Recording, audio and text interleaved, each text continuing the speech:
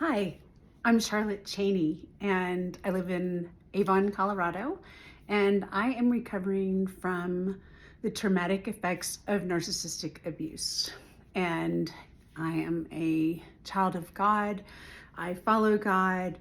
I trust God. I obey God. And He called me to share my recovery journey publicly because He wants to reach other people who need to recover from the traumatic effects of narcissistic abuse. And He's using me to do that.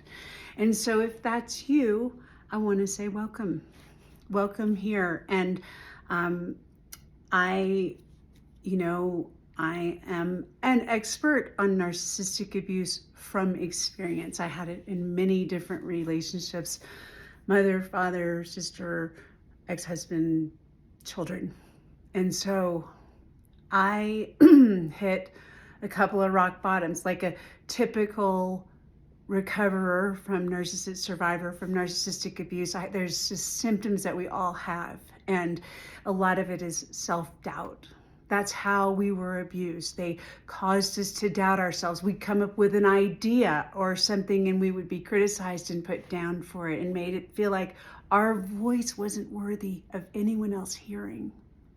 And that's not true. And so as we recover, we have to learn new systems that are truth. So if you were born and bred or married into, or even at work, whatever, neighbor, end up in an abusive relationship, you'll need to recognize it, and you'll need to recognize that you're going to need to leave it.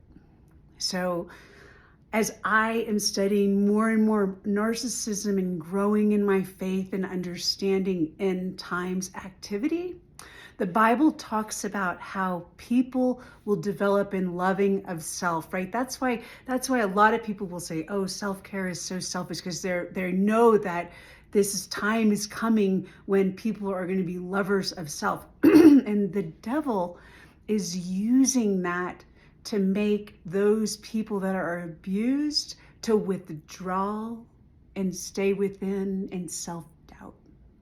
And so I believe narcissism, as it's growing, it's rampant. I've written a book called The Bible on Narcissistic Abuse.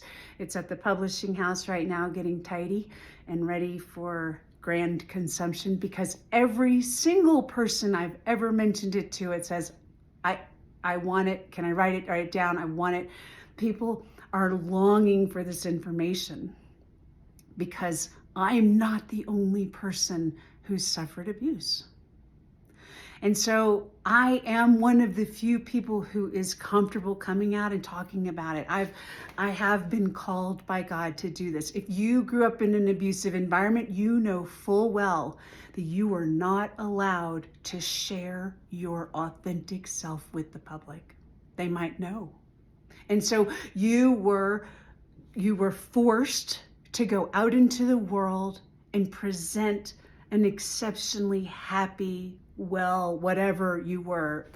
And in some cases, I simply couldn't even do that. I was so traumatized by the neglect, the lack of parenting. There was no discipline. So I could do anything I wanted to do, and there would be no consequences at all. And if you're familiar with the Bible, you're familiar with the verse that says, the Lord disciplines those He loves. So by not being disciplined by my parents, I did not feel loved, right? Discipline is love, not punishment. And when you're not disciplined, you don't know how to behave. So the way your parents control you is through shame. So there's nobody there teaching you. For many of us who were abused, you self-parent. You're parentified as a child. You don't have a childhood. You come into the world having to figure things out, because the people that were sent by God to protect and care for you are not doing that for one reason or another. Likely they had their own traumatic experiences and caused them to detach from the emotions that would be normal and healthy for anyone to have toward their child. But a narcissistic parent does not have the normal feelings toward their child. They have more of a codependent, more of a, the child is in the world to make the parent feel good and to look good. And so that child must follow the mold in the system that is required for the parent to look good. Many of you know what I'm talking about. And I want to tell you that as we get away from environments like that, like you're not going to heal if that's your family structure. If your family structure is a hierarchy of a dysfunctional human being who everybody just doesn't want to upset because they don't want to get her stinger or his stinger out, right? And so people are kind of walking on eggshells, and when the new members of the family come, we just kind of give them a little what's up.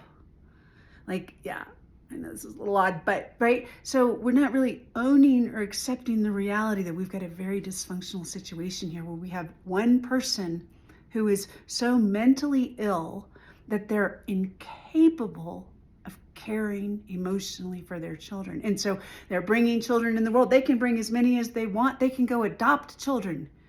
That doesn't mean that they're a good parent. Not all parents care about their children or the welfare of their children. A lot of parents in this world where the narcissism is on the rise and people in generations past have not taken the opportunity to heal the family trauma, to heal what it was our great grandparents went through, or, my great grandmother fled the potato famine when she was 16 years old and came to the United States and moved to Minnesota and started her life. I mean, how hard that must have been, how traumatic to have 11 children, her house burned down, all kinds of things.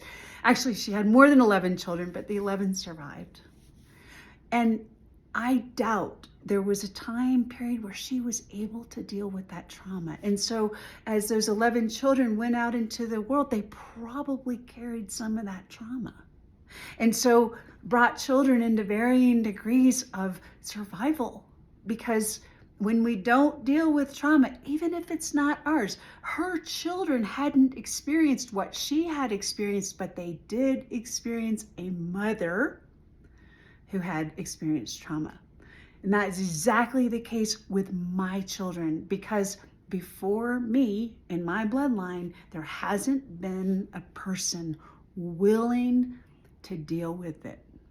Too many people have been, in my family, there's money. So there's no need to, you don't need to go get your mind in order. You can just pay people to do everything, right? So there's no real need. And also, when you have a lot of money, you can show up in any environment with whatever persona you want, because you can afford anything.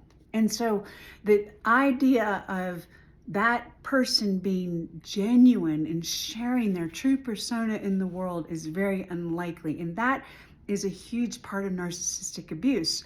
That narcissist who's had the child to make them look a certain way. For example, I was not allowed to marry for love because the person I fell in love with in high school and wanted to marry did not come from the same pedigree or whatever it is that my parents placed value on as more important than my heart that was ministered to and cared for by this young man. So my life was never about me and who I was going to be. It was how was I going to live to reflect the parental narcissist in the narcissistic system. I didn't want to go to college. I wasn't ready for college. I struggled through school desperately. My brain was so traumatized. People thought there was something permanently wrong with me. Now we know I was traumatized because I was emotionally neglected and abused, because I was born into a narcissistically led home. And so were many, many others. And so I wanted to tell you a little bit about some of the recovery journey in case you're on it. I've put a lot of stuff on my social media, sharing the stages of it. I started in the very beginning. It was probably about a year and a half ago, and I would wake up in the morning. I was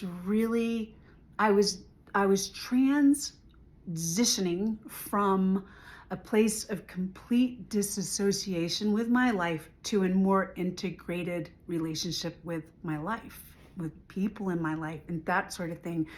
And I, pardon me, in my survival mode from the trauma, from the abuse, I really disassociated emotionally from everything just so that I could tolerate it. And I spent all my energy on trying to make things look a certain way. Another very strong characteristic of those who have been abused is caring for the needs of others, right? And so I was very much a people pleaser. Whoever you wanted in the environment, I could kind of chameleon myself right on into and show up as her for the most part. So, except not in very healthy crowds, right? So that's the thing, like healthy crowds could really call my bluff. And so I really couldn't spend much time there because I didn't have the social skills, that would put you in that type of a crowd, because I had never hung out with them, because part of the abusive messaging that I received my entire life was that I was a pathetic loser. Nobody would want to be around me. My presence was a burden. And that is very, very typical of people that are abused. And so you look at me now, and I'm telling you that I believed this for 55 years, still unlearning these lies.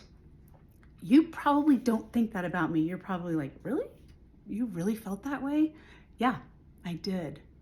And so if you feel that way, do you recognize there's not really a big difference between you and me, okay? So if you can recognize that I felt that way and it was a lie because this whole system told me this lie, my gosh, they started sharing it with my children. And that is a part of narcissism that you cannot escape. Almost every time, the children will go with the lying parent, and the other parent isn't going to lie, and also doesn't have whatever it takes when you've been abused and you've left everything you knew that was familiar and you've started a new life. You don't always have what it takes at that time to go back and tell your children, like, hey, I love you so much. Why this?